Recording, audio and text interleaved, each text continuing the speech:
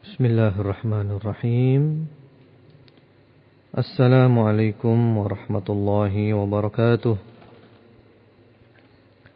Alhamdulillahilladzi la mani'a lima wahab wa la mu'tiya lima salab. Ahmaduhu ala ma manahana min fadlihi wa wahab.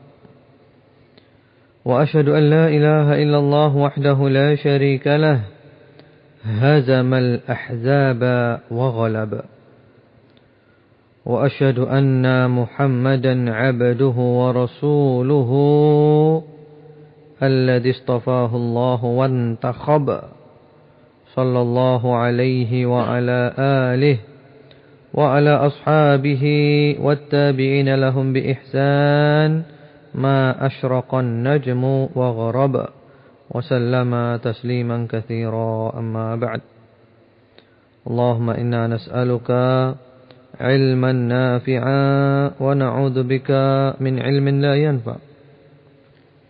Ya Allah, kami mohon kepadamu ilmu yang bermanfaat, yang mendekatkan diri kami kepadamu, dan kami berlindung kepadamu dari ilmu yang tidak bermanfaat, yang menjauhkan kami darimu. Allahumma amin.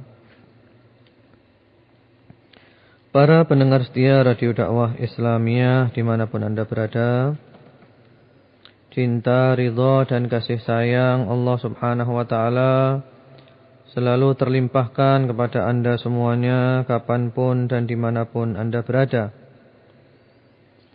InsyaAllah pada malam hari ini kita masih melanjutkan kajian Qasasul Anbiya, kisah-kisah para nabi. Dan hari ini atau malam ini adalah bagian ketiga dari kisah Nabi Yusuf alaihissalam. Yang lalu telah dikisahkan bahwasanya istri Al-Aziz mengajak Nabi Yusuf untuk berbuat serong. Kemudian sampai akhirnya Nabi Yusuf menolaknya, lalu lari untuk keluar dari kamar tersebut. Ternyata istri Al-Aziz memegang bagian belakang baju gamis Nabi Yusuf sehingga robek. Kemudian ada seorang saksi yang menyaksikan hal itu. Nabi Yusuf sempat difitnah, tapi alhamdulillah terbukti bahwa bajunya itu robek di belakang.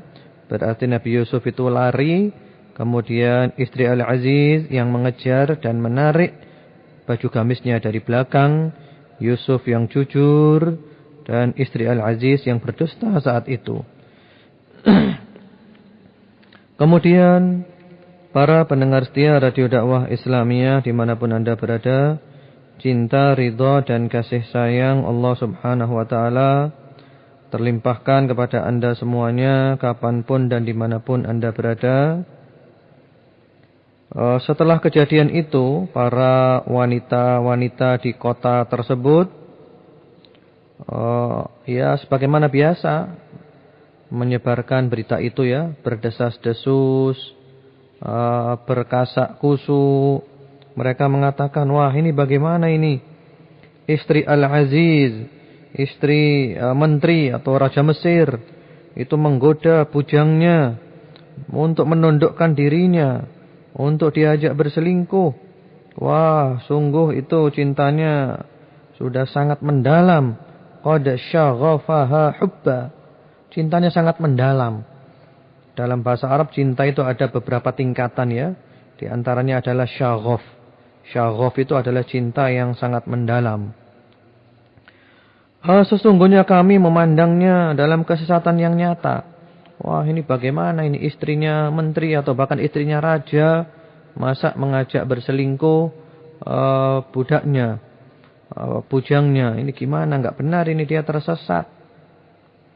Akhirnya ternyata istri Al-Aziz yang dikenal dengan nama Zulaiha itu mendengar berita-berita di luar bahwa dia sedang dibicarakan oleh para wanita.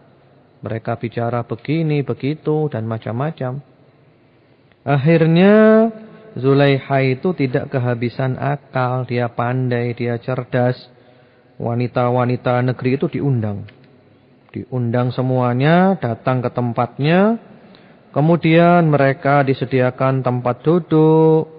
Kemudian masing-masing mereka diberi pisau untuk memotong makanan-makanan jamuan di sana.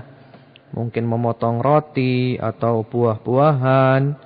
Ya, masing-masing dapat tempat duduk yang nyaman, yang enak, dan diberi pisau untuk motong jamuan-jamuan yang telah dihidangkan. Kemudian ketika para wanita sedang sibuk memotong jamuan itu, entah memotong roti atau buah-buahan, kemudian Zulaikha ini istri Al-Aziz mengatakan kepada Yusuf, "Hai Yusuf, ukhruj alihin, keluarlah, tampakkan dirimu kepada mereka. Kamu keluar aja kepada mereka." Akhirnya Nabi Yusuf keluar. Wah, Nabi Yusuf gantengnya bukan main, Masya Allah, gantengnya luar biasa. Jadi Masya Allah ya. Falamma ra'ainahu akbarnahu wa qatta'na aydiyahun. Tatkala wanita-wanita itu melihat Yusuf, mereka kagum kepada keelokan rupanya dan mereka memotong jari tangannya. Subhanallah. Melihat Nabi Yusuf terkesima mereka, akhirnya mereka lupa supaya yang dipotong bukan makanannya, yang dimotong malah tangannya, jari-jarinya dipotong, enggak terasa. Ini karena mereka melihat Nabi Yusuf ya, ganteng sekali. Sampai-sampai mereka mengatakan, "Hasya lillahi ma hada bashara, in hada illa malakun karim." Wah, Masya Allah, ini ganteng sekali anak ini. Maha sempurna Allah. Ini bukan manusia ini. Ini malaikat ini, malaikat yang mulia. Saking gantengnya ya. Masya Allah, kayak siapa ini ya. Kemudian sekarang istri Al-Aziz Zulaikha mengatakan, kamu aja baru lihat satu kali sudah kamu potong sendiri tanganmu. Bagaimana dengan aku? Aku ini ketemu dia tiap hari. Mana tahan? Istilahnya seperti itu ya. Kamu mencaci maki aku, nyalakan aku. Kamu baru lihat sekali aja sudah kamu motong tanganmu sendiri. Makanya kamu jangan nyalakan aku ya. Wajar kalau aku senang sama dia. Dia memang sudah ganteng, akhlaknya baik. Siapa yang gak senang sama dia? Ya. Jadi itu istilahnya Zulaikha itu ingin mencari pembenaran atas perbuatannya ya. Sebenarnya ya dia salah. Cuman dia ingin mengatakan saya adalah manusia biasa. Kamu aja juga begitu. Baru lihat satu kali aja tanganmu kamu potong sendiri. Bagaimana dengan aku? Jadi tolong jangan dipojokkan aku. Ya, doakan kepada Allah. Mudah-mudahan Allah mengampuni dosa-dosaku. Aku manusia biasa, punya nafsu, punya cinta dan semisalnya. Ya itulah manusia. Tidak ada manusia yang suci. Dan orang yang paling baik itu adalah orang yang kalau berbuat dosa dia ingat kepada Allah Subhanahu wa taala, dia segera sadar, dia istighfar, minta ampun, dia taubat kepada Allah Subhanahu wa taala. Kemudian Nabi Yusuf itu sempat diancam ya, diancam kalau kamu tidak mau mentaati perintahku, aku akan penjara kamu. Aku akan memenjarakan kamu dan kamu akan termasuk golongan orang-orang yang hina. Nabi Yusuf diancam begitu. Nabi Yusuf enggak takut, beliau malah berdoa kepada Allah. Beliau malah berdoa, Rabbis sijnu ahabbu ilayya mimma yad'unani ilaihi wa illa tasrif anni kaidahunna asbu ilaihinna wa akum minal jahilin. Nabi Yusuf berdoa ya, wahai Rabbku, penjara lebih aku sukai daripada memenuhi ajakan mereka kepadaku, ajakan para wanita itu. Dan jika tidak engkau hindarkan daripadaku tipu daya mereka, tentu aku akan cenderung untuk memenuhi keinginan mereka. Dan tentulah aku termasuk orang-orang yang bodoh. Subhanallah. Nabi Yusuf berdoa, daripada aku terfitnah oleh perempuan, Lebih baik aku masuk penjara saja mencari keamanan di sana. Lebih aman di dalam penjara, aman dari fitnah para wanita. Fitnah. Laki-laki tergoda oleh wanita, wanita tergoda oleh laki-laki. Itu sunnatullah, sunnatullah. Cuman kita harus berusaha untuk berada di jalur yang syar'i, yang benar, enggak boleh nyimpang, godaannya berat. Nabi Yusuf aja berdoa, ya Allah, kalau engkau tidak menyelamatkan aku, ya Allah, aku akan cenderung memenuhi keinginan mereka. Aku cenderung nanti untuk melayani mereka. Subhanallah, godaan luar biasa, godaan luar biasa. Karena itu Rasulullah Muhammad SAW mengatakan godaan yang paling berat bagi seorang laki-laki itu adalah fitnatud dunya wa fitnatun nisa, fitnah dunia dan fitnah perempuan. Nah, kalau perempuan ya fitnah dunia dan fitnah laki-laki sama. Subhanallah, rasa cinta pasti ada pada makhluk yang bernyawa. Tapi cinta itu diusahakan cinta yang benar, yang sesuai dengan koridor syar'i, bukan yang melanggar. Akhirnya, kemudian juga di sini kita lihat Nabi Yusuf itu berdoa ya, berdoa. Doa itu penting, jangan tinggalkan doa. Kita tidak bisa hidup tanpa Allah Subhanahu wa taala. Kita perlu selalu berdoa kepada Allah Subhanahu wa taala, berdoa kepada Allah, minta kepada Allah. Mohon pertolongan Allah Subhanahu wa taala.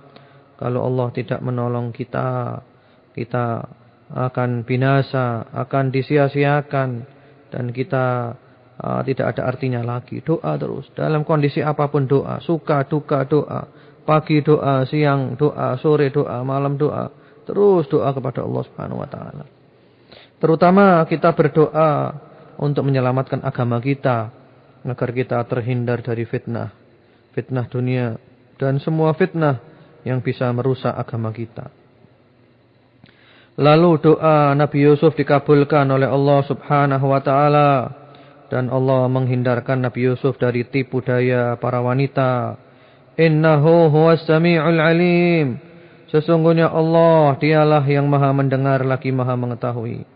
Allah maha mendengar, jangan khawatir Anda doa didengar Allah. Allah maha mengetahui, jangan khawatir Allah tahu keadaan Anda. Seperti apapun keadaan Anda, Allah tahu. Anda dianiaya, Allah tahu. Subhanallah, Masya Allah. Akhirnya masuklah beliau ke dalam penjara. Jadi ceritanya ini panjang ya, masuk penjara dulu. Perjalanan Nabi Yusuf ini panjang, masuk penjara dulu. Dan ternyata di dalam penjara beliau ketemu dengan dua orang pemuda di sana. Dua orang pemuda itu mimpi. Mimpi karena dua orang pemuda itu melihat Nabi Yusuf adalah orang yang baik. Yang baik, orang yang pandai menakwilkan mimpi. Entah mereka mungkin tahu dari keadaan Nabi Yusuf ya selama berteman dengan mereka, selama kumpul mereka di penjara. Nabi Yusuf ini kok pintar. Kalau ada orang bermimpi bisa menakwilkan, ya diberi oleh Allah ilmu takwil mimpi. Akhirnya kedua orang pemuda dalam penjara itu mimpi lalu tanya kepada Nabi Yusuf. Yang satu mengatakan, "Inni arani a'siru khamra." Aku mimpi memeras anggur. Aku mimpi memeras anggur. Yang satunya lagi mengatakan, "Inni arani ahmilu fawqa ra'si khubzan ta'kulut tayru minh." Aku mimpi membawa roti di atas kepalaku, sebagiannya dimakan oleh burung. Jadi roti di atas kepalanya, sebagiannya dimakan oleh burung. Wahai Yusuf, tolong, apa artinya mimpi itu? Kamu kan orang baik, orang pandai. Kami yakin Anda tahu artinya. Subhanallah, Nabi Yusuf mengatakan bahwa ya, aku bisa menakwilkan mimpimu itu. Karena aku oleh Allah diberi ilmu takwil mimpi. Ilmu takwil mimpi. Yang mana sudah kita bahas ya panjang lebar masalah mimpi ini di awal-awal kisah Nabi Yusuf. Ketika beliau bermimpi melihat 11 bintang, matahari dan bulan, semua sujud kepada beliau. Sudah kita bahas panjang lebar masalah mimpi itu. Kemudian Nabi Yusuf alaihissalam sebelum menyampaikan takwil mimpi itu, beliau mempergunakan kesempatan ini untuk berdakwah. Nah, di sini ada faedah ya, faedah. Artinya kita jangan pernah menyia-nyiakan kesempatan untuk berdakwah. Begitu ada kesempatan dakwah, jangan disia-siakan. Sampaikan dakwah, sampaikan dakwah. Dan tentu dakwah yang disampaikan nomor 1 prioritas itu adalah dakwah tauhid. Tauhid, mengajak orang untuk mengesahkan Allah Subhanahu wa taala dan tidak menyekutukannya dengan suatu apapun. Dipergunakan kesempatan ini oleh Nabi Yusuf. Aku meninggalkan ajaran kaum yang tidak beriman kepada Allah dan mereka kafir kepada akhirat. Aku mengikuti agama nenek moyangku, yaitu Nabi Ibrahim, Nabi Ishak, Nabi Yakub. Aku ikuti agama mereka. Aku tidak menyekutukan Allah dengan suatu apapun. Ini adalah karunia Allah. Kita harus bersyukur kepada Allah, tidak menyekutukannya. Nabi Yusuf mengajak kedua penghuni penjara itu ya, untuk bertauhid kepada Allah. A'arbabum mutafarriquna khairun amillahul wahidul qahhar. Apakah Tuhan yang macam-macam itu baik ataukah Allah yang Maha Esa lagi Maha Perkasa? Buat apa kamu nyembah Tuhan-Tuhan yang banyak? Tuhan-Tuhan yang kamu buat sendiri, dibuat oleh nenek moyangmu sendiri, tidak ada dalilnya, tidak ada dasarnya. Syirik, menyekutukan Allah, tinggalkan semuanya itu. Kamu sembah Allah Subhanahu wa ta'ala. Kamu sembah Allah. Inil hukmu illa lillah. Al-amara alla ta'budu illa iyyah. Keputusan itu hanyalah kepunyaan Allah. Dia Allah telah memerintahkan kamu agar kamu tidak menyembah selain Allah. La ilaha illallah. Dakwah. Nah, ini penting ya. Kita lihat di sini Nabi Yusuf alaihi salam tidak menyia-nyiakan kesempatan berdakwah. Dan kita lihat prioritas utama dalam dakwah. Yang nomor 1 dalam dakwah itu adalah tauhid. Itu adalah dakwahnya para nabi. Diajak menuju Allah saja, jangan syirik, jangan menyekutukan Allah dengan suatu apapun. Mari kita lihat masyarakat kita. Kesyirikan masih banyak di sana sini. Orang itu walaupun ibadahnya banyak, rajin tahajud, rajin puasa sunnah, zuhud, tapi dia syirik, menyekutukan Allah Subhanahu wa taala, ya dia enggak diampuni oleh Allah. Dia amalnya hapus semuanya, sia-sia. Sia-sia amalnya hapus. Rasulullah Muhammad sallallahu alaihi wasallam saja oleh Allah pernah ditegur, la in asyrakta la yahbatanna 'amaluka wa la takunanna minal khasirin. Kalau kamu syirik, amalmu hapus semuanya. Dan kamu termasuk orang-orang yang merugi. Itu ada di dalam surat Az-Zumar. Kalau orang itu syirik, amalnya hapus semuanya. Sia-sia. Capek. Tidak ada faedahnya. Kemudian setelah beliau berdakwah, tauhid, barulah beliau menceritakan takwil daripada mimpi itu. Kata beliau, amma ahadukuma fayaski rabbahu khamra. Salah seorang di antara kamu berdua itu nanti akan keluar dari penjara dan dia akan memberi minum tuannya dengan khamr. Ya, dia menjadi tukang peras anggur. Jadi nanti kamu keluar ya dan kamu akan jadi tukang pemeras anggur milik raja nanti. Meras khamr milik raja. Adapun yang satunya lagi, maka kamu nanti akan disalib. Ya, dihukum mati kamu nanti disalib. Lalu burung memakan sebagian dari kepalamu. Ya, disalib ya, artinya digantung. Lalu kepalanya dipatok oleh burung sampai mati. Sudah terjadi sesuai yang dikatakan oleh Nabi Yusuf. Terjadi sesuai dengan yang ditakwilkan oleh Nabi Yusuf daripada mimpi itu. Kemudian Nabi Yusuf berpesan kepada orang yang bakal selamat itu ya, yang menjadi tukang pemeras anggur milik raja. Beliau berpesan, "Udhkurni 'inda rabbik." Terangkanlah kepadaku, terangkanlah keadaanku kepada tuanmu. Jadi maksudnya jangan lupa nanti kalau kamu keluar, kamu ingatkan raja ya. bahwa saya tidak salah apa-apa supaya saya dikeluarkan dari penjara. Saya tidak salah apa-apa supaya saya dikeluarkan dari penjara, karena tujuan masuk penjara sudah selesai, sudah aman daripada fitnah para wanita. Tentu seseorang kepingin keluar dari penjara ya. Enggak ada orang senang di dalam penjara terus. Itu beliau ingin masuk penjara kan untuk menyelamatkan diri saat itu saja. Jadi beliau mengatakan, nanti kalau kamu keluar, jangan lupa ingatkan Pak Raja tentang aku ya, supaya aku dikeluarkan, aku tidak salah. Ternyata subhanallah fa'ansahu syaitanu dzikra rabbih. Ternyata orang itu dijadikan lupa oleh setan. Lupa. Ketika keluar, saking senangnya ya, orang keluar dari penjara senang, udah lupa dengan teman-temannya ketika berada di penjara. Lupa dengan Nabi Yusuf. Akhirnya Nabi Yusuf tetap berada di dalam penjara sampai beberapa tahun. Disebutkan dalam sebagian riwayat itu 7 tahun. 7 tahun dalam penjara, Masya Allah. Nabi loh beliau ini, Nabi 7 tahun. Karena itu perjalanan hidup ini panjang. Kita jangan terburu-buru mengambil keputusan, jangan keburu-buru mengambil kesimpulan. Ya. Nah perjalanan masih panjang ini, masih panjang. Nabi Yusuf 7 tahun di penjara. Perjalanan panjang, 7 tahun itu bukan waktu yang singkat, lama sekali. Subhanallah, kita nggak bisa bayangkan. Di penjara 7 tahun Nabi.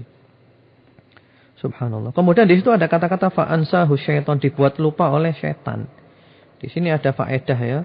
Jadi memang ada kalanya setan itu membuat orang lupa. Lupa. Orang ketika sholat ya lupa. Rakaatnya ini 2 atau 3. Itu setan itu. Bahkan ada orang yang sudah hafal ya Al-Quran. Sudah hafal 1 surat. Hafal dibaca di luar sholat 1000 kali hafal dia. Begitu masuk dalam sholat, baca itu lupa. Subhanallah. Itu dibuat lupa oleh setan. Namanya itu fa'ansahus syaitan. Dibuat lupa oleh setan. Subhanallah. Kemudian kalau orang lupa ya, mungkin dia pernah hafal Quran, hafal surat tertentu lalu lupa, maka dia ketika mengatakan jangan mengatakan aku lupa, tapi dia mengatakan unsitu, aku dibuat lupa oleh setan, dibuat lupa oleh setan. Jadi bukan kita menyepelekan Al-Quran, bukan kita meremehkan Al-Quran, tapi kita digoda oleh setan sehingga kita jadi lupa.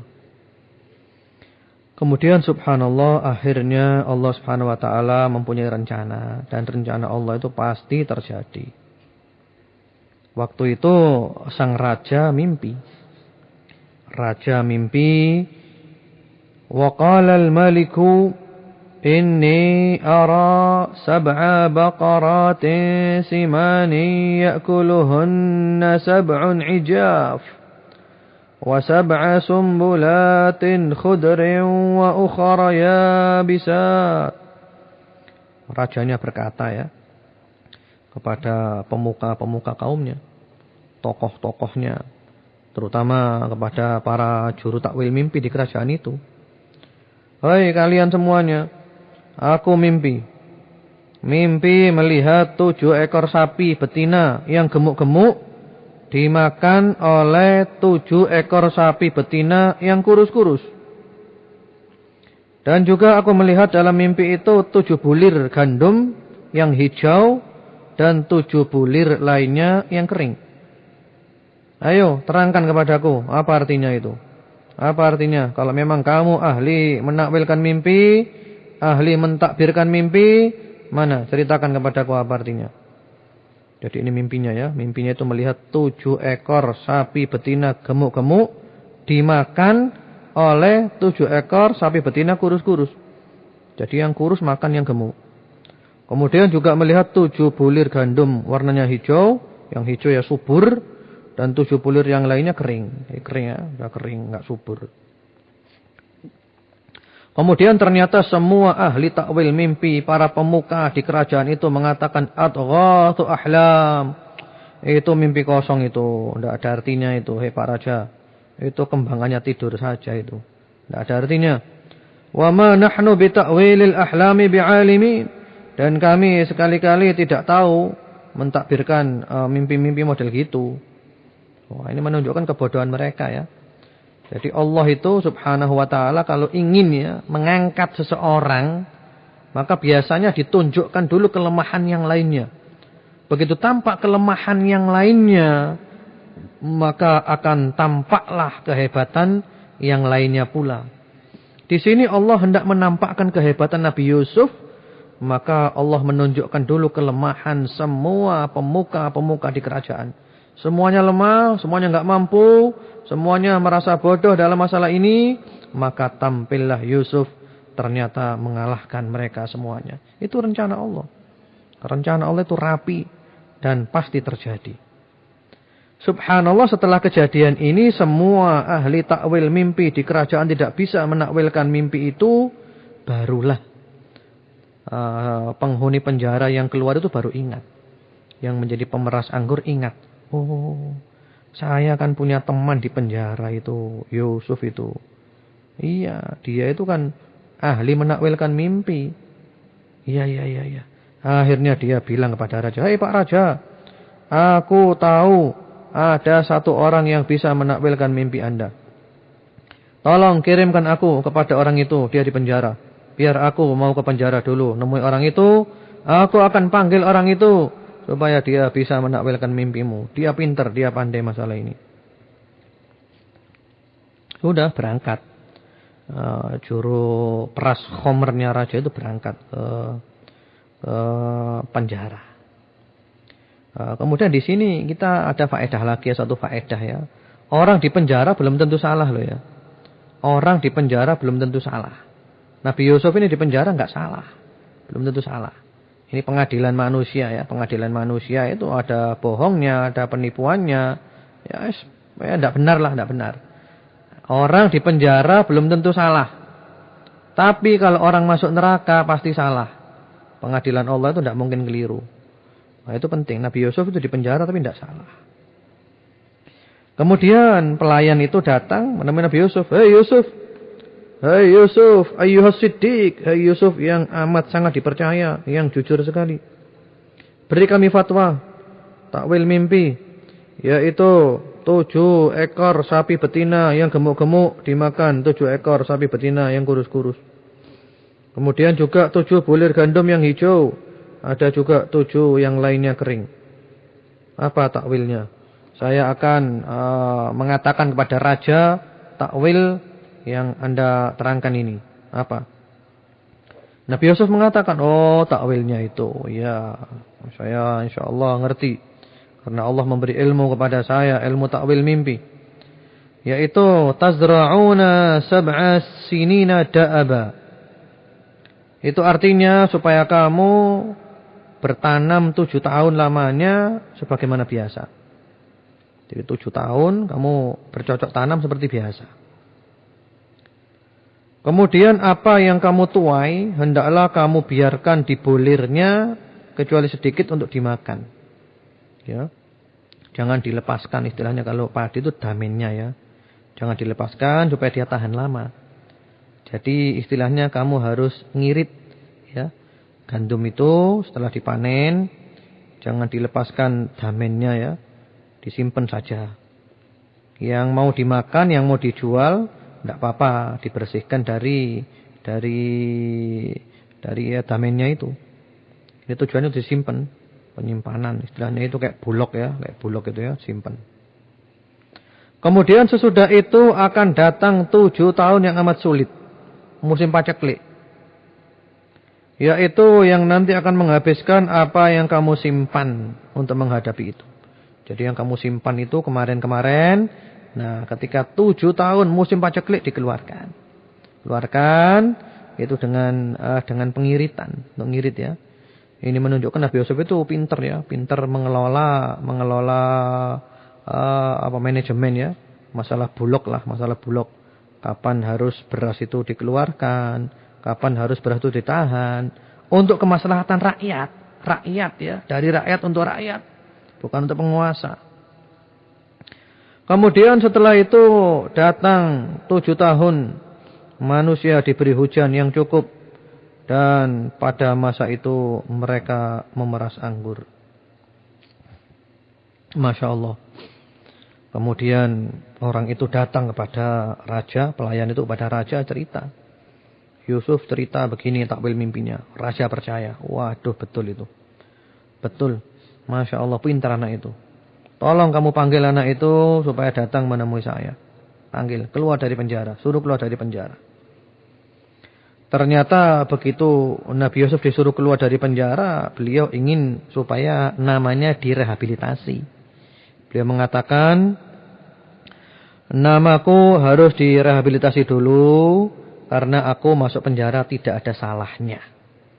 Tolong yang dulu saya difitnah, katanya saya ngajak serong istri Al-Aziz, diluruskan bahwa saya bersih. Saya akan keluar dari penjara kalau nama saya telah dibersihkan. Akhirnya benar, dibersihkan nama beliau, direhabilitasi sehingga tampaklah kebenaran. Perempuan itu ngaku bersalah dan Nabi Yusuf adalah nabi yang jujur, yang benar dan tidak pernah berkhianat. Di sini ada faedah. Faedahnya itu bahwasanya orang yang meminta agar namanya direhabilitasi itu tidak apa-apa. Bahkan itu adalah syar'i. Ada seseorang namanya dijelek-jelekan ya, pembunuhan karakter. Dijelekkan, dilecehkan, disebarkan opini-opini buruk. Lalu dia meminta kepada pihak-pihak itu, tolong bersihkan nama saya. Kalian telah merusak nama saya. Itu betul, tidak apa-apa. Itu bukan berarti tidak rela kepada takdir. Nah, ini adalah hak seseorang.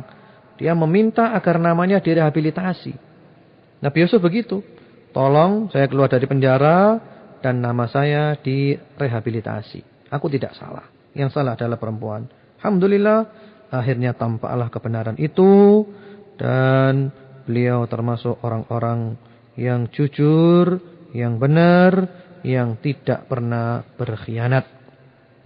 Dan beliau sempat mengucapkan, wa ma ubarri'u nafsi innan nafsa la'ammaratun bisu illa ma rahima rabbi inna rabbi ghafurur rahim.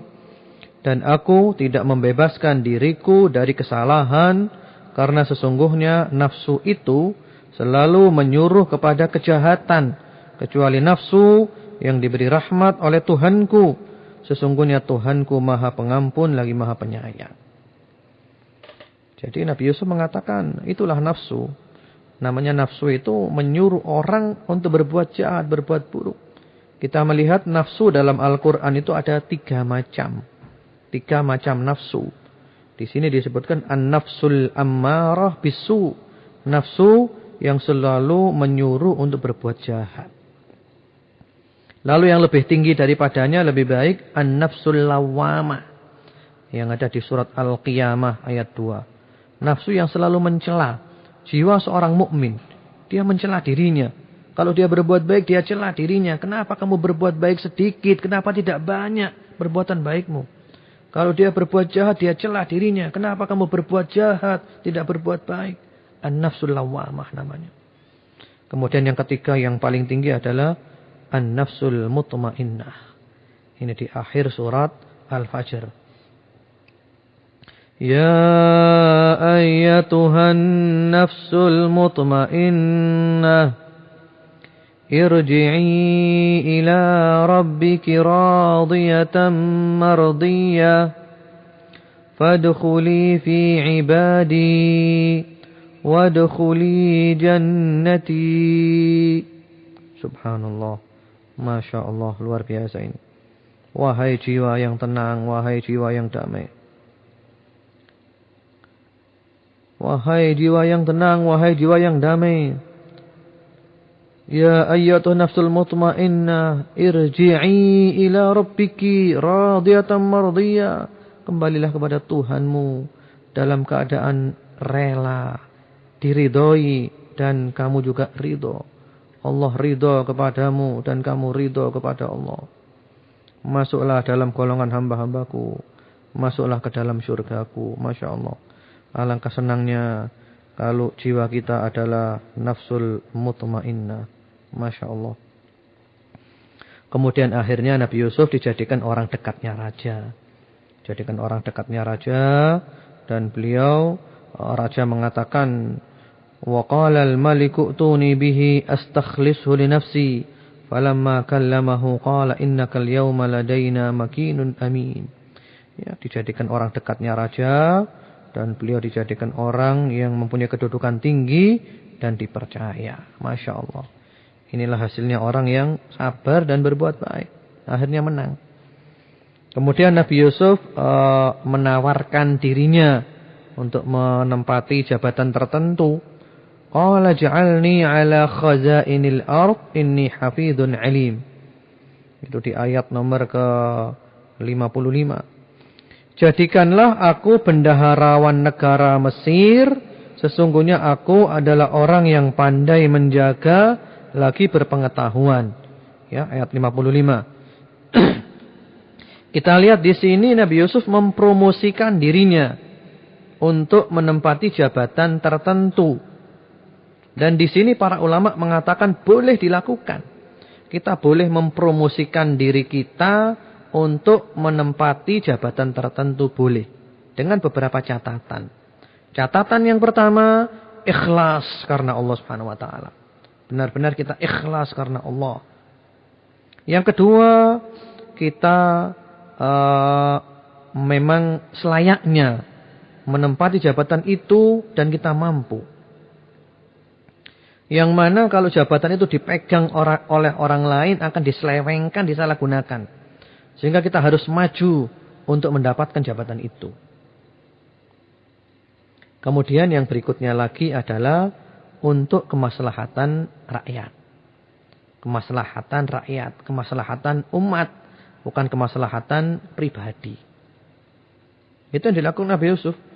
Jadi beliau mempromosikan dirinya ya. Beliau mengatakan inni hafidun alim. Aku ini adalah orang yang pandai menjaga dan berpengetahuan. Ini promosi ya. Tapi jujur, benar. Bukan bohong ya. Jadi beliau tidak mengada-ada. Tapi memang beliau seperti itu, jujur. Jadi kalau orang mau mempromosikan diri harus jujur. Jangan mengada-ada. Yang dia nggak punya, dia bilang punya. Jangan, bohong namanya itu. Jadi apa adanya. Kemudian beliau setelah mempromosikan dirinya, beliau minta jabatan. Ij'alni ala khazainil ard. Jadikanlah aku bendaharawan negara Mesir. Karena memang beliau merasa beliau layak mendapat jabatan itu, beliau mampu. Kalau dipegang orang lain akan disalahgunakan. Nah, jadi di sini maksudnya boleh ya minta jabatan, mempromosikan diri dengan catatan yang telah disebutkan tadi. Nah, kalau enggak ikhlas, ya apalagi untuk kepentingan diri sendiri, kepentingan kelompok, kepentingan golongan, ya tentu enggak boleh, haram minta jabatan itu. Apalagi dia enggak layak menjabat, enggak ada ilmunya.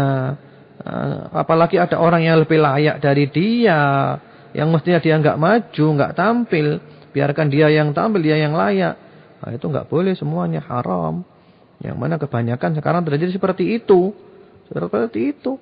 Yang dipikirkan adalah kepentingan pribadi, kantongnya sendiri, kelompoknya, golongannya. Dia enggak layak. Ada orang yang lebih layak dari dia, tapi dia enggak tahu diri. Enggak mikir rakyat, enggak mikir umat. Subhanallah, itu yang terjadi sekarang. Itu hukumnya haram. Dan itu akan menjadi penyesalan hari kiamat nanti. Jabatan itu enggak gampang. Amanat. Ditanya oleh Allah kiamat nanti. Kamu diberi amanat. Kullukum ra'in. Wa kullukum mas'ulun an ra'iyatih.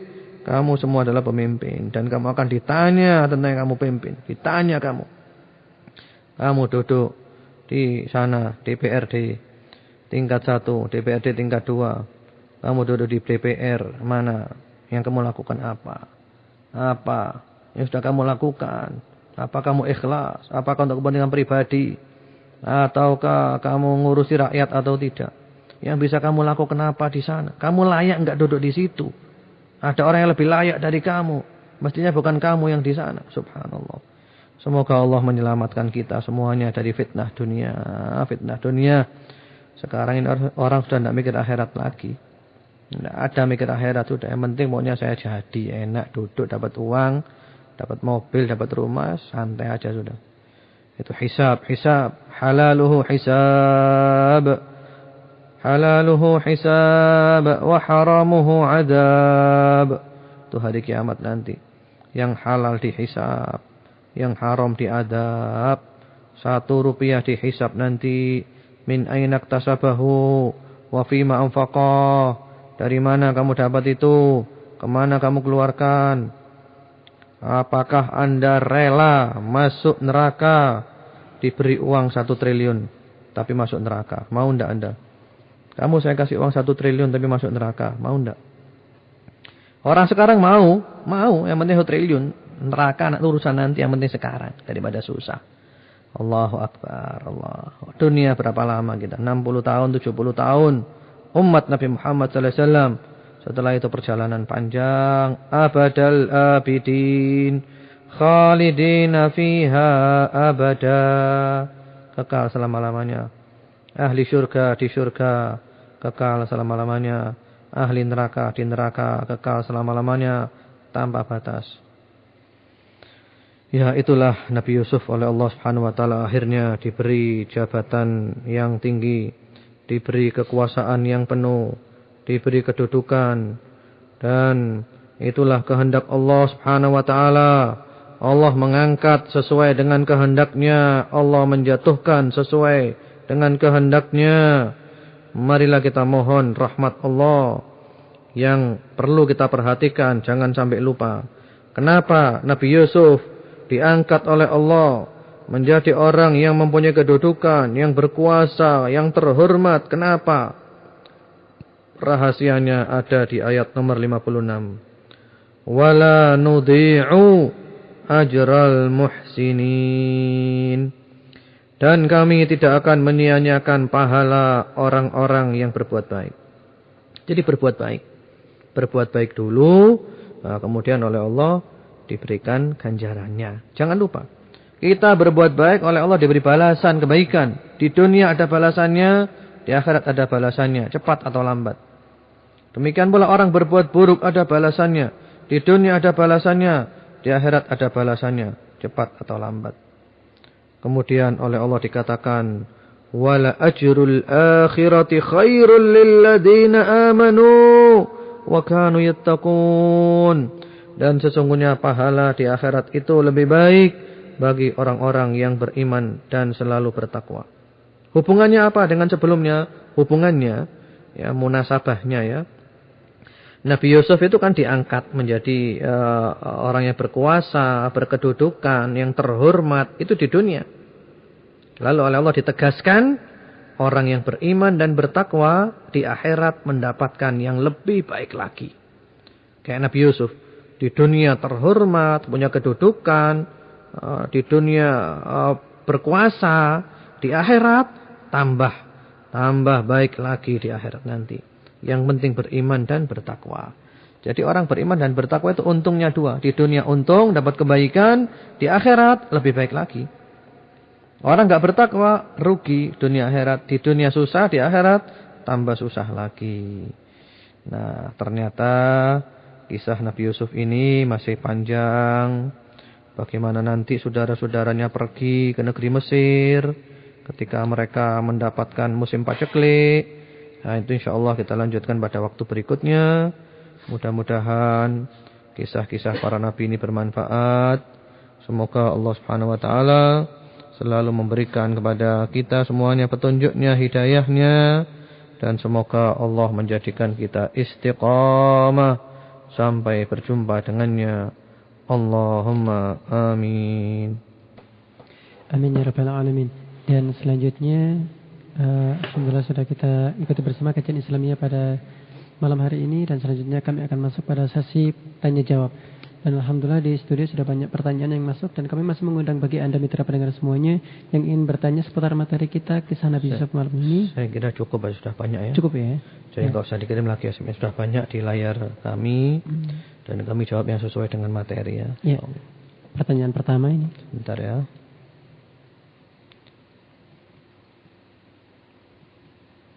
Ya, fadhal, silakan. Ya. Assalamualaikum. Apakah tindakan Nabi Yusuf mengajukan diri untuk menjadi pejabat negara dengan menyebut-nyebut kelebihannya dibolehkan menurut syariat Islam sekarang? Ya, waalaikumsalam warahmatullahi wabarakatuh. Alhamdulillah wassalatu wassalamu ala Rasulillah wa ala alihi amma ba'd. Ini tadi telah dijawab ya, bahwasanya seseorang itu boleh meminta jabatan sekaligus mempromosikan dirinya dengan beberapa catatan. Catatan yang pertama, dia lakukan itu ikhlas karena Allah Subhanahu wa taala. Yang kedua, dia memang mampu menduduki jabatan itu, dan kalau diambil oleh orang lain akan disalahgunakan. Kemudian ketika dia mempromosikan dirinya, itu memang tidak berbohong, ya memang dia seperti itu. Kemudian dia lakukan semua itu demi kepentingan umat, kepentingan rakyat. Bukan kepentingan diri pribadi, kelompok, golongan. Bukan untuk kepentingan materi duniawi. Nah, kalau seperti itu boleh. Boleh ya, boleh. Tadi juga telah dijelaskan, kebanyakan sekarang nggak seperti itu. Kebanyakan sekarang itu ya nggak ikhlas untuk kepentingan pribadi. Dia nggak layak, dia berbohong. Kemudian sebenarnya ada orang yang lebih layak dari dia. Dan yang lain-lainnya. Ya, semoga bermanfaat insyaallah. Bentar ya. Yang kita jawab yang sesuai dengan materi ya. Fadhol. Assalamualaikum Ustaz Abdullah yang dirahmati Allah. Ustaz, sesuai sejarah Nabi, ujian begitu berat. Bagaimana Ustaz mengenai anak saya sampai sekarang belum pulang? Apakah saya melapor ke polisi? Waalaikumsalam warahmatullahi wabarakatuh. Amin atas doanya. Semoga kebaikan doa Anda semuanya juga terlimpahkan kepada Anda semuanya dan kita semuanya. Ya memanglah Nabi itu berat ujiannya. Yang paling berat itu Nabi. Asyaddun nasi bala'an al-anbiya, thumma salihun, thumma al-amthal fal-amthal. Yubtalan nas ala qadri dinihim. Fa in wujida fi dinihi salabah zida fil bala. Manusia yang paling berat ujiannya adalah para nabi. Kemudian yang setelahnya dan yang setelahnya. Masing-masing orang diuji tergantung kadar agamanya. Kalau agamanya tambah kuat, maka ditambah lagi ujiannya. Yaitu. Jadi orang semakin kuat imannya diuji terus. Inilah dunia ujian. Nanti di akhiratnya itu ganjaran. Kemudian anak Anda hilang. Anak Anda tidak pulang ini kemana ya? Hilang atau minggat atau apa? Apakah melapor ke polisi? Ya tidak apa-apa, dimanfaatkan ya. Dimanfaatkan lapor ke polisi dengan harapan nanti mereka punya jaringan. Bisa mencari anak itu sehingga diharapkan ketemu. Jadi tidak apa-apa Anda lapor polisi untuk membantu mencarikan. Tidak apa-apa. Sambil berdoa kepada Allah terus. Minta oleh Allah ditemukan ya. Seperti itu. Mudah-mudahan oleh Allah ditemukan lagi Anda dengan anak Anda di dunia insyaallah dan juga di akhirat nanti insyaallah. Amin ya rabbal alamin. Selanjutnya, Assalamualaikum warahmatullahi wabarakatuh. Ustaz, barakallahu fiik. Ustaz, tolong doakan ana agar ana secepatnya ketemu dengan jodoh ana. Waalaikumsalam warahmatullahi wabarakatuh. Wa fiik barakallah. Ya insyaallah saya doakan semuanya yang belum nikah, mudah-mudahan oleh Allah dicepatkan nikahnya insyaallah. Yang laki-laki segera ketemu wanita, yang wanita segera ketemu laki-laki insyaallah. Mudah-mudahan semua yang belum nikah cepat nikah. Mudah-mudahan semuanya mendapatkan keluarga sakinah, mawaddah warahmah insyaallah. Allahumma amin. Ya. Assalamualaikum warahmatullahi wabarakatuh. Ustaz, benarkah bahwa akhirnya Zulaikha menjadi istrinya Nabi Yusuf alaihissalam? Syukran. Semoga Allah memberikan kebaikan yang banyak. Wassalamualaikum warahmatullahi wabarakatuh. Waalaikumsalam warahmatullahi wabarakatuh. Amin atas doanya. Semoga kebaikan dari Allah terlimpahkan kepada Anda dan semuanya. Memang benar ya. Itu nanti kita bahas pada episode berikutnya. Itu episodenya nanti. Jangan keburu-buru. Itu ada serinya ya. Episode berikutnya nanti. Istri Al-Aziz Zulaikha itu nanti menjadi istrinya Nabi Yusuf. Nanti juga ada faedahnya. Faedahnya itu orang yang meninggalkan sesuatu karena Allah, oleh Allah diganti dengan yang lebih baik. Istri Al-Aziz ketika itu istrinya orang. Ngajak serong Nabi Yusuf. Nabi Yusuf gak mau. Ini gak boleh, gak halal. Meninggalkan sesuatu karena Allah. Kemudian oleh Allah diganti. Istri Al-Aziz itu menjadi istrinya dengan cara yang halal. Dengan cara yang halal. Dan dalam keadaan benar-benar tunduk kepada Nabi Yusuf. Ya, nanti kita bahas pada waktu berikutnya ya, insyaallah. Bahkan sebagian ulama menyebutkan subhanallah Zulaikha dalam keadaan masih perawan, ternyata perawan, masih gadis. Ternyata suaminya itu tidak bisa berhubungan dengan dia. Suaminya itu enggak normal. Subhanallah. Nanti kita bahas saja pada akhirnya ya. Insyaallah, sabar dulu. Ya, fadhal silakan. Assalamualaikum warahmatullahi wabarakatuh. Ustadz yang dirahmati Allah, apabila seorang wanita menyukai laki-laki, apakah wanitanya yang menyatakan dulu atau dipendam saja cintanya? Apakah dalam agama diperbolehkan wanita mengatakan suka dengan seorang laki-laki? Waalaikumsalam warahmatullahi wabarakatuh. Amin atas doanya. Semoga rahmat kasih sayang Allah Subhanahu wa taala terlimpahkan kepada Anda dan kepada semuanya. Ini suka ya, suka kepada laki-laki. Ini dalam hal apa dulu? Kalau dalam hal suka kepada ulama ya enggak apa-apa. Uhibbuka fillah, aku cinta kepadamu. Enggak apa-apa cinta kepada ulama karena ilmunya, cinta kepada ya, karena agama ya, karena Allah. Tapi kalau cinta dalam arti ingin dinikahi, ya, itu enggak apa-apa. Kalau memang kepingin nikah, enggak apa-apa. Saya senang sama kamu dan saya siap kalau kamu nikah sama saya, enggak apa-apa. Tapi bukan pacaran loh ya. Kalau pacaran enggak boleh, hukumnya haram. Kalau mau nikah enggak apa-apa. Seorang wanita senang dengan laki-laki, lalu dia sampaikan, saya senang sama kamu dan saya siap kalau sekiranya kamu mau menikahi saya. Tidak apa-apa. Kemudian proses ya, ta'aruf secara syar'i, kemudian nikah. Tidak apa-apa. Kalau pacaran tidak boleh. Jadi seperti itu. Jadi begitu ya. Tapi kalau tidak ada rencana nikah, cuman senang saja, ya jangan bilang-bilang. Nanti bahaya nanti. Nanti akhirnya Anda bilang sini suka, sana suka, semuanya suka. Akhirnya kacau dunia ini. Akhirnya ngerusak orang lain. Ini rusak, ini yang rusak dan macam-macam. Jadi kalau cinta karena Allah boleh diungkapkan dengan catatan tidak dikhawatirkan terjerumus dalam fitnah, atau juga kalau ingin dinikahi tidak apa-apa seorang perempuan membuka diri untuk supaya dinikahi laki-laki, tidak apa-apa. Yang penting ukurannya tetap agama dan akhlak. Ya. Fadhal silakan. Assalamualaikum. Ustadz, apakah para nabi juga dihisab di akhirat? Seperti Nabi Khidir yang telah membunuh anak kecil. Kekalkah di neraka muslim yang bid'ah? Syukran. Waalaikumsalam warahmatullahi wabarakatuh. Para nabi ya, apakah dihisab? Ya tentu para nabi itu ya enggak dihisab ya. Karena kalau para nabi dihisab itu ya buat apa Allah ngutus mereka jadi nabi? Seperti pertanyaan di alam kubur. Di alam kubur itu para nabi enggak ditanya. Para nabi enggak ditanya. Jangankan nabi, orang mati syahid saja tidak ditanya di alam kubur itu, bebas.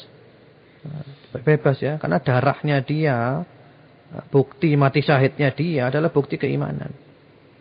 Jadi begitu. Jadi para nabi dulu, para nabi tidak dihisab ya. Yadkhulunal jannata bighairi hisabin wala adab. Jangankan nabi, umatnya Nabi Muhammad saja ada 70.000 masuk surga tanpa hisab, tanpa adab. Itu umatnya Nabi Muhammad. Nah, tentu para nabi itu lebih afdal daripada 70.000 orang itu. Mereka juga tanpa hisab, tanpa adab.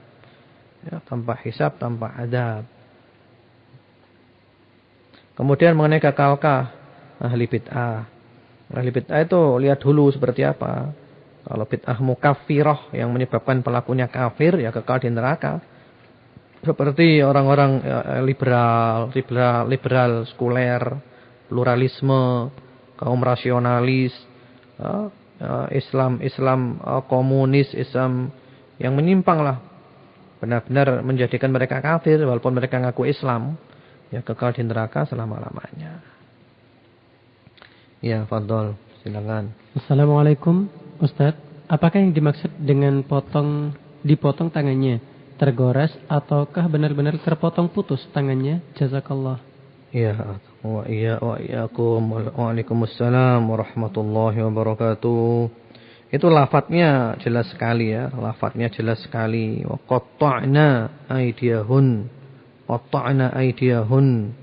Ya, di ayat nomor 31 tadi. Qatta'na aydiyahun. Jadi mereka itu memotong tangan mereka. Melukai, kalau di tafsir sini melukai ya. Di sebagian tafsir yang lainnya disebutkan benar-benar terpotong, enggak terasa, kena pisau.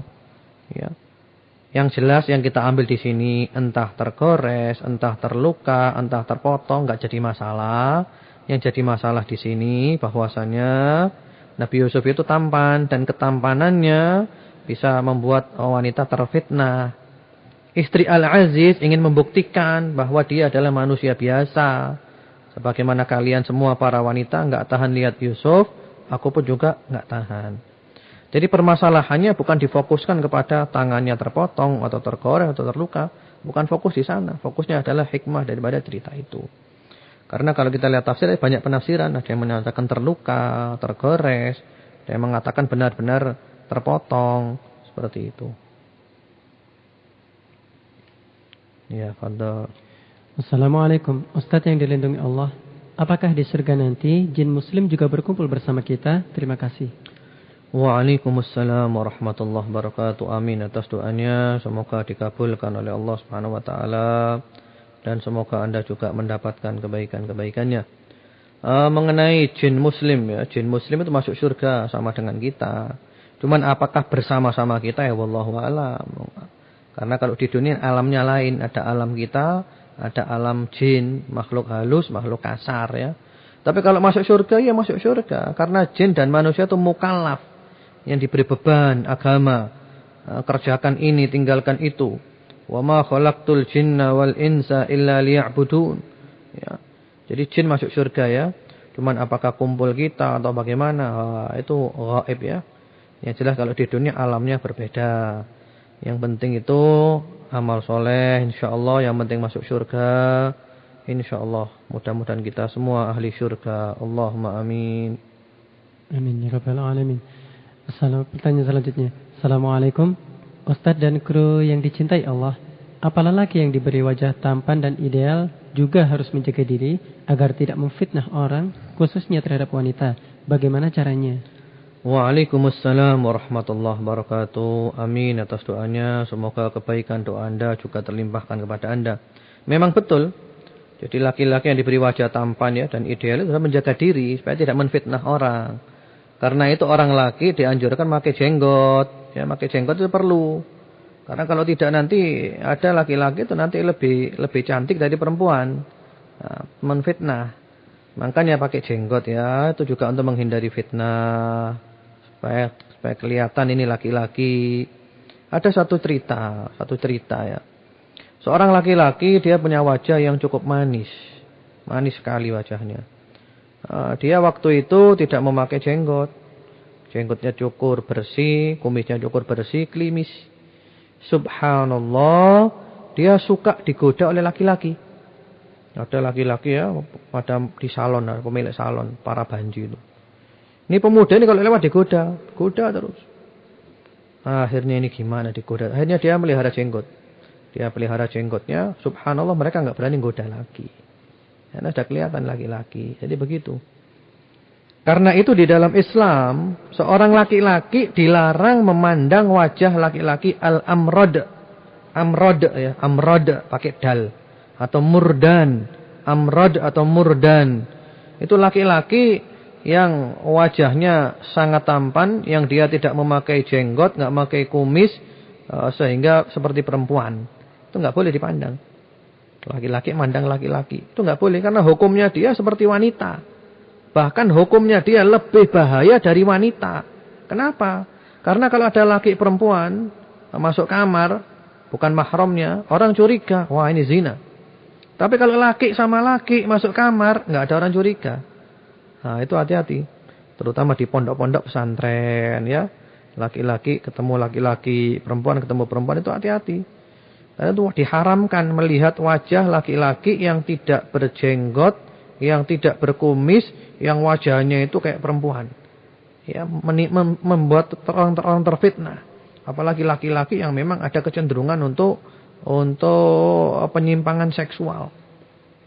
Itu dibahas dalam hukum-hukum fikih, itu namanya itu al-amrad atau al-murdan. Haram hukumnya.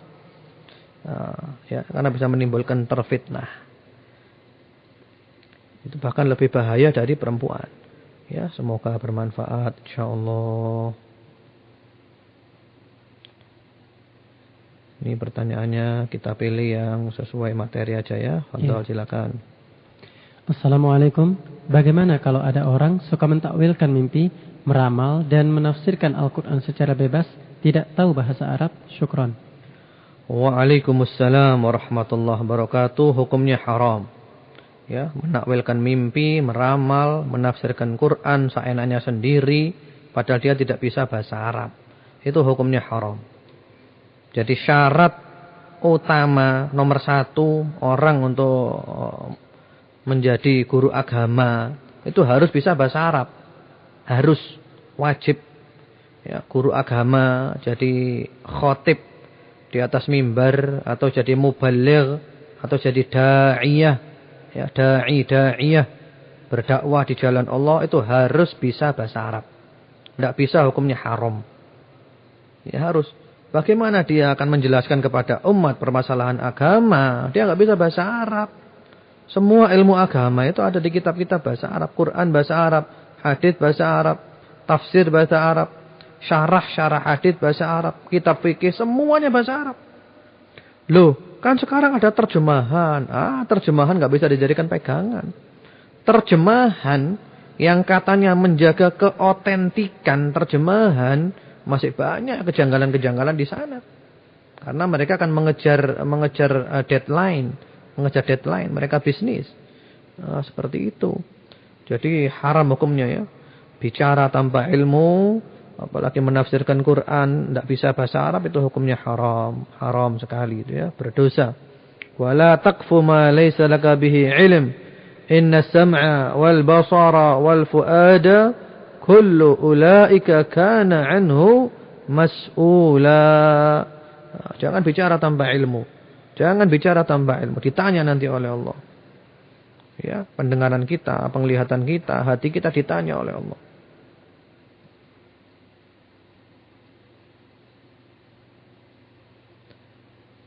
Ya. Fadhal, silakan. Ya. Oh, dari ini yang tadi ya. Iya.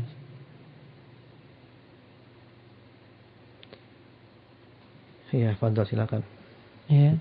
Terusan pertanyaan yang tadi, mungkin cerita saya tadi, maaf kami ulang, mungkin cerita saya tidak ada bedanya dengan kisah Nabi Yakub yang kehilangan Nabi Yusuf.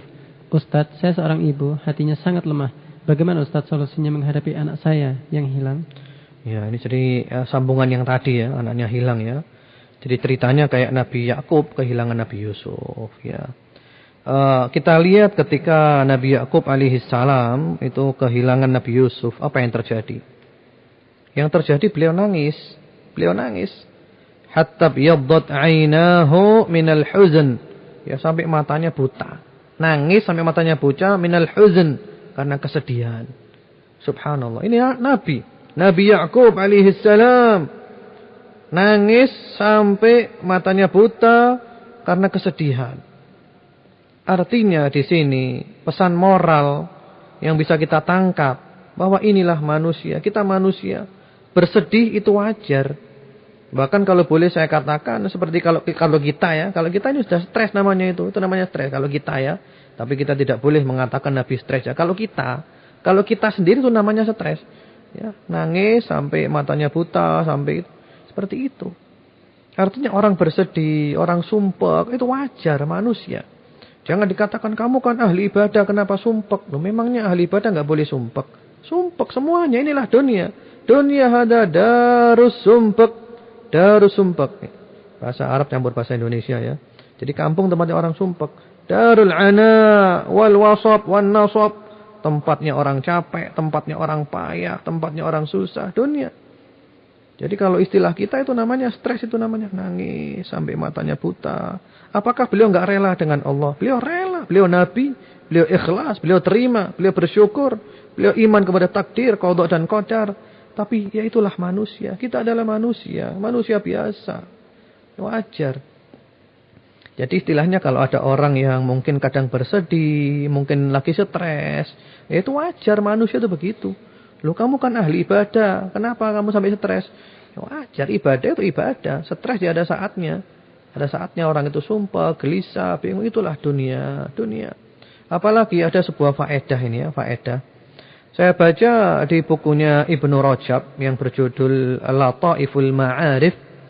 Ketika beliau berbicara tentang wadhaif syahr Rabiul Awal, amalan-amalan atau kejadian-kejadian pada bulan Rabiul Awal.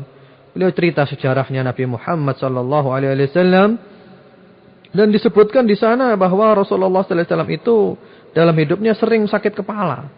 Sering beliau itu ditimpa sudah, sakit kepala. Bahkan menjelang wafat pun ketika itu Ibunda Aisyah mengatakan, "Wa ra'sa, aduh sakitnya kepalaku." Lalu Rasulullah sallallahu alaihi wasallam mengatakan, "Wa ana wa ra'sa." Wahai Aisyah, justru aku, alangkah sakitnya kepalaku. Sakit kepala sudah. Karena itu Ibnu Rajab mengatakan, sakit kepala itu adalah penyakitnya ahlul iman wa ahlul jannah. Sakit kepala itu adalah penyakitnya orang beriman dan penyakitnya ahli syurga. Sakit kepala. Ya karena dia orang beriman, gini enggak boleh, itu enggak boleh. Kadang kena ujian, gini sehingga sering sakit kepala. Itu orang beriman, itu penyakitnya orang beriman, penyakitnya ahli surga. Lalu Ibnu Rajab membawakan hadis dengan sanad yang hasan atau sahih.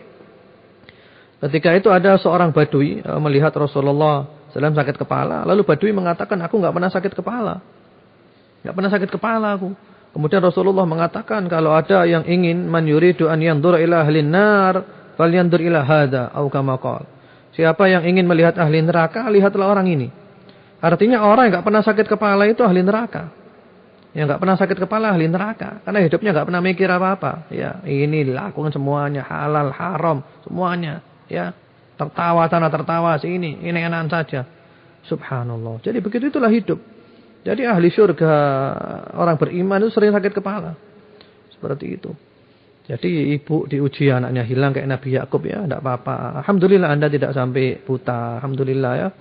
Ya, mudah-mudahan oleh Allah ditemukan anak Anda, temukan anak Anda insyaallah di dunia. Seandainya pun di dunia tidak ketemu, insyaallah di akhirat ketemu. Insyaallah. Kan kita masih punya masa depan. Mudah-mudahan ketemu di surga nanti. Ketemu di surga insyaallah. Dan juga harapan kita semuanya ketemu di dunia tentu saja insyaallah.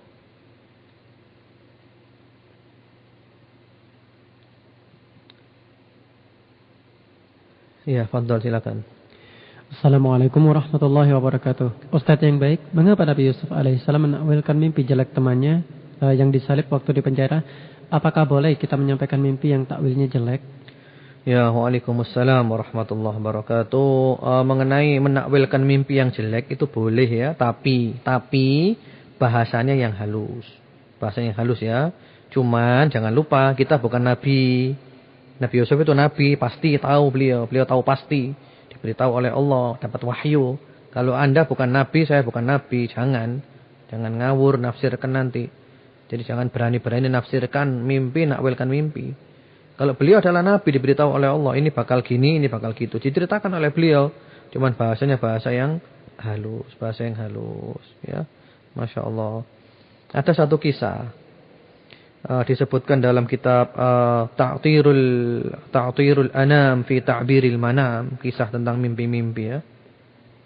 Yang ditulis oleh An-Nablusi dan juga di pinggirnya itu ada Ta'bir Mimpi ditulis oleh Ibnu Sirin. Ada satu kisah tentang penakwil mimpi yang pandai dalam mengemas takwil mimpi dan penakwil mimpi yang tidak pandai mengemas. Padahal takwilnya sama, cuman ini pandai mengemasnya, ini enggak pandai. Waktu itu seorang raja mimpi. Mimpinya itu giginya rontok ya. Giginya rontok tinggal satu aja. Giginya rontok semuanya tinggal satu. Lalu dia tanya kepada ahli takwil mimpi, "Hei, artinya apa itu?" Penakwil mimpi mengatakan, "Oh, artinya itu wahai Pak Raja, semua keluarga Anda akan mati, tinggal Anda saja." Wah, rajanya kaget, marah raja. "Semoga Allah merobek mulutmu," kata rajanya. "Ayo hukum dia." Rajanya marah takwil gitu. Kemudian raja enggak terima, kepingin cari penakwil lain. Lalu ketemu seorang penakwil yang pandai, dia mengemas pembicaraan. "Saya ngimpi gigi saya rontok semuanya, tinggal satu. Apa artinya?" "Oh, wahai Pak Raja, itu artinya adalah Anda mempunyai umur panjang. Anda punya umur panjang. Sehingga di antara keluarga Anda yang paling panjang umurnya cuman Anda. Subhanallah, rajanya tertawa. Masya Allah, Anda ini pintar bicara. Takwil Anda dengan takwil yang tadi sama, cuman Anda pintar ngomongnya. Yang tadi langsung, wah, keluarganya raja mau mati semuanya, tinggal raja saja. Ini enggak. Raja ini Masya Allah umurnya panjang. Semuanya nanti keluarga Anda sudah meninggal, Anda masih hidup. Ada sama kan? Nah itu mengemas ya, dikemas. Intinya sama, cuman pandai mengemas saja. Seperti itu, Masya Allah. Bentar ya.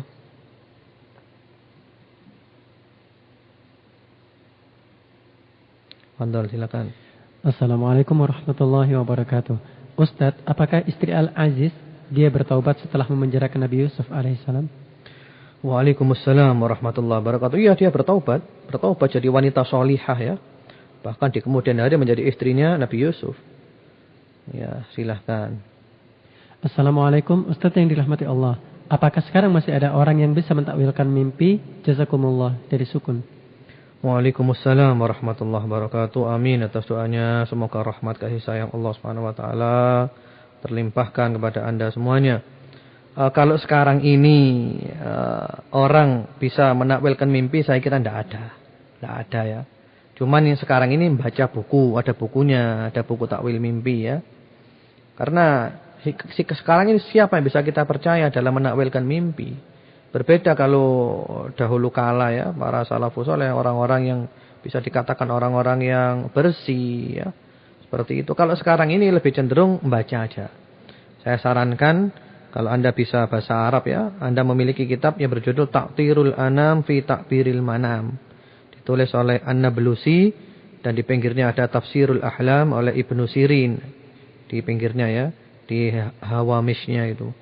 Nah, itu bagus. Nah, silakan yang bisa bahasa Arab punya buku itu. Terjemahannya punya Ibnu Sirin ada, tapi yang namanya terjemahan itu kadang cocok, kadang tidak cocok. Terjemahannya itu kadang nggak tepat. Kalau bahasa Arabnya bagus, jadi kalau ada orang mimpi itu ditulis sesuai dengan abjad ya. Alif, ba, ta, sa, urut.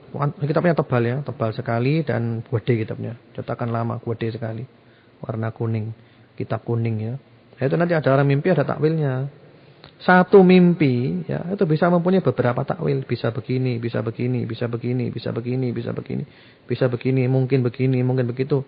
Dan kita nggak boleh memastikan yang mana. Seperti itu ya. Intinya kalau mimpi yang dianggap baik, bersyukurlah kepada Allah, mudah-mudahan jadi kenyataan. Kalau mimpinya itu dianggap kurang baik, ya sudah nggak usah bingung. Cukup Anda berlindung kepada Allah, mudah-mudahan nggak jadi kenyataan, meludah sebelah kiri 3 kali. Percikannya aja yang keluar, rubah posisi tidurnya. Kalau bisa bangun tidur, lalu sholat 2 rakaat. Dan jangan cerita kepada orang-orang. Tidak ada apa-apa insyaAllah. InsyaAllah ya. Fadhal, silakan. Assalamualaikum warahmatullahi wabarakatuh. Barakallahu fiik Ustaz. Yang saya cintai karena Allah Subhanahu wa taala. Ustaz, terima kasih atas bimbingan Ustaz. Semoga Ustaz tetap sabar dalam berdakwah. Amin. Ustaz, mohon doa Ustaz agar Allah mengabulkan hajat-hajat saya. Jazakumullah. Wassalamualaikum warahmatullahi wabarakatuh. Waalaikumsalam warahmatullahi wabarakatuh. Wa fiik barakallah wa iyyak. Habbaka alladhi ahbabtani fi. Semoga Allah mencintai Anda sebagaimana Anda mencintai saya karenanya. Semoga Allah menjadikan kita ikhlas, bermanfaat dan istiqamah. Dan semoga Allah menunaikan hajat-hajat kita semuanya. Allahumma qdi hawaijana, Allahumma balligh maqasidana, Allahumma salli ala Muhammad wa ali Muhammad. Ya, fadhal silakan. Apakah penilaian diri lebih layak menjabat daripada orang lain, berarti ada sifat ujub atau sombong pada diri sendiri? Atau Nabi Yusuf alaihissalam juga merasa ujub? Jazakallah. Iyyakum, subhanallah ya, tentu tidak ya, tentu tidak. Seorang nabi enggak mungkin ujub ya. Itu maksudnya bukan bangga diri, maksudnya adalah beliau ingin menyelamatkan rakyat. Nanti akan ada musim paceklik, sehingga yang berada di perbendaharaan bumi, istilah kita sekarang bulog ya, itu harus orang yang pandai mengelola. Ketika musim subur dikeluarkan seperlunya saja, sebagian disimpan. Ketika musim paceklik, simpanannya itu dikeluarkan, begitu. Jadi beliau bukan bangga diri ya, cuman beliau mempromosikan diri, meminta jabatan demi untuk menyelamatkan umat, menyelamatkan rakyat karena beliau mampu dan beliau menganggap orang lain kalau megang itu enggak mampu nanti. Seperti itu ya, insyaallah. Bentar ya.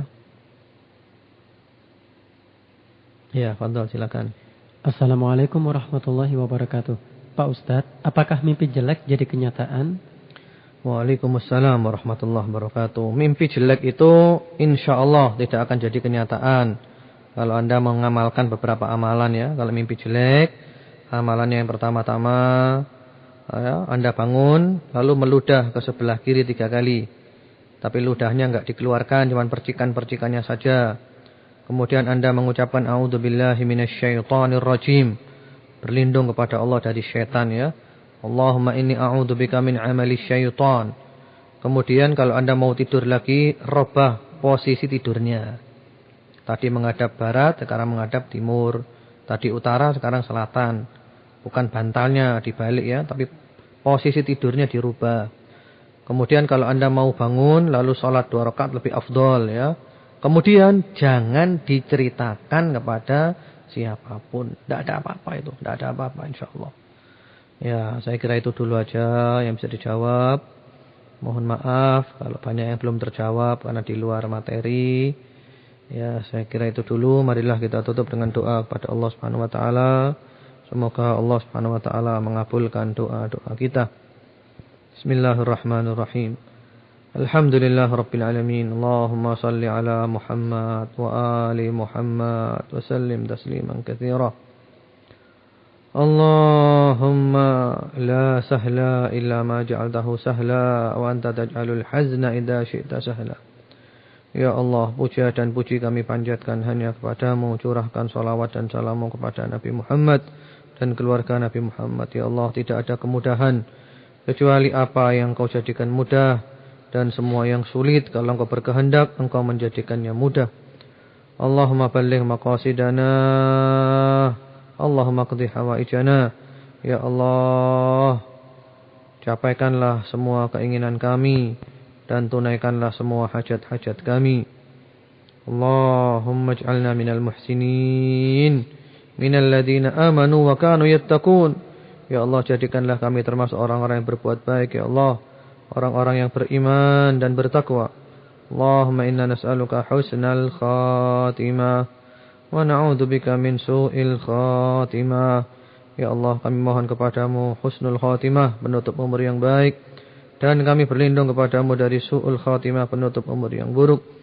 Rabbana atina fid dunya hasanah wa fil akhirati hasanah wa qina adzabannar. Wa sallallahu ala nabiyyina Muhammadin wa ala alihi.